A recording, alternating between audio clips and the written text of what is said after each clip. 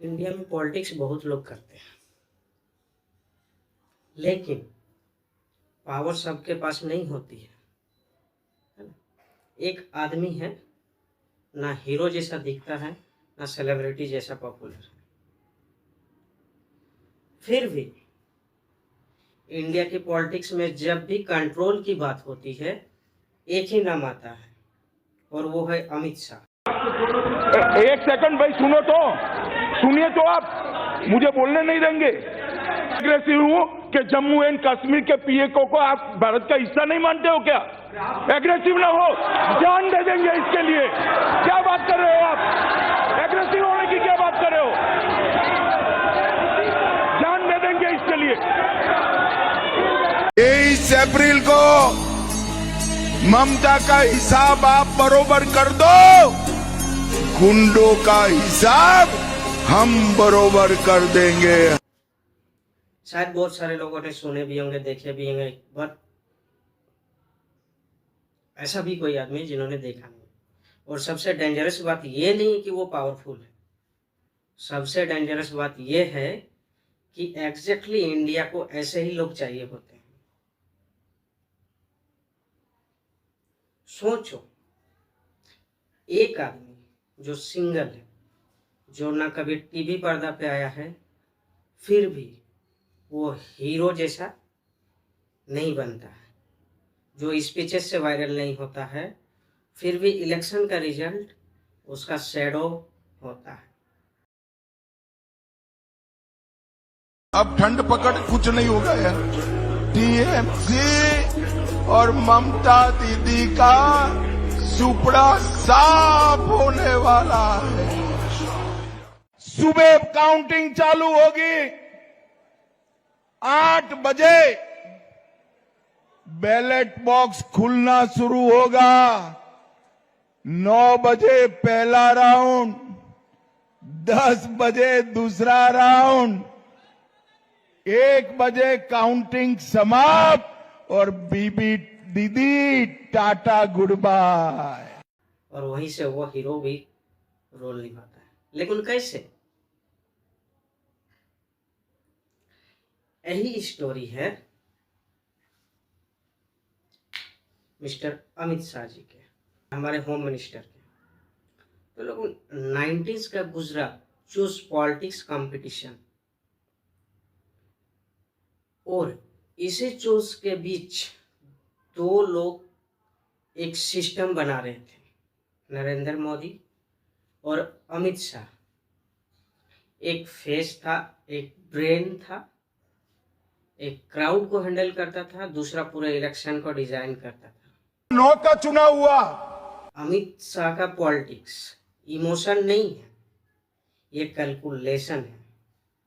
मैं आज भूल नहीं सकता कि 321 भारतीय जनता पार्टी के देवतुल्य कार्यकर्ताओं ने अपनी जान इस जीत के लिए गवाई है, विचार के लिए गवाई। केरल और बंगाल इसके अलावे कहीं पर इस प्रकार की क्रूर हिंसा का नग्न तांडव मैंने नहीं देखा है। पहले कम्युनिस्टों ने और फिर टीएमसी ने। मैं आज हृदय के भाव के साथ वो सभी 321 कार्यकर्ताओं के परिवारजनों को देश की करोड़ों करोड़ों जनता की ओर से और भारतीय जनता पार्टी के करोड़ों कार्यकर्ताओं की ओर से भावपूर्वक नमन करना चाहता हूं। Booth level data, casting, mapping, vote prediction. बस रहने दो पुलिस। ओए, अरे ओ भाई, ए पुलिस, इसको वापस खींचो भाई।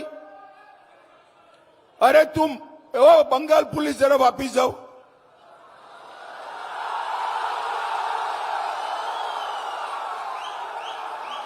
और मैं आपको वादा करता हूं, 4 मई को वर्धमान का सीता भोग नरेंद्र मोदी जी को खिलाकर हम उनका मुंह मीठा करने वाले। माइक्रो टारगेटिंग मतलब छोटा से छोटा टारगेटिंग, उसको कैसे हैंडल करना है, कैसे माने ई से निकलना है प्रॉब्लम से। नॉर्मल लीडर बोलता है लोग मुझे वोट करे, अमित शाह सोचता है कौन, कहाँ, क्यों और कब। अमित शाह की नहीं रही, ये इंडिया की हो गई है। इंडिया क्या चाहता है? फ्रीडम भी, कंट्रोल भी, चूज भी, स्टेबिलिटी भी। और जो लीडर ये बैलेंस समझ लेता है वो सिस्टम जीत लेता है। वो स्पीचेस नहीं देते हैं, वो सिस्टम चलाते हैं। वो क्राउड को इम्प्रेस नहीं करते हैं, वो क्राउड को ऑर्गेनाइज करते हैं। जो इमोशन नहीं बेचते, वो रिजल्ट डिलीवर करते हैं। और पॉलिटिक्स में सबसे डेंजरस इंसान वो होता है जो इमोशन बंद कर दे और लॉजिक पे चलने लगे। 2004 के चुनाव में कौन जीता भाई? वो जीत गए। उस वक्त ईवीएम की चर्चा बंद। 2009 का चुनाव हुआ, पूरा ईवीएम से हुआ, ये जीत गए। चुप्पी साध ली। 2014 में सब हम जीते तो कौ चालू कर। सवाल ये नहीं है कि अमित शाह कैसे पावरफुल हुए। सवाल ये है इंडिया को ऐसे लीडर चाहिए क्यों होते हैं? क्योंकि लीडर सिस्टम नहीं बनाते, सिस्टम लीडर्स बनाते हैं। Amit Shah should not be this powerful,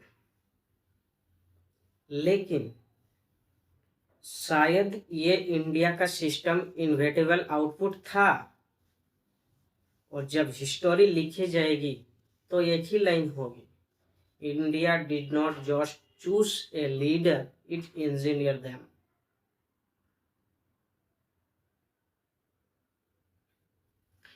India को ऐसे ही लीडर्स पसंद हैं।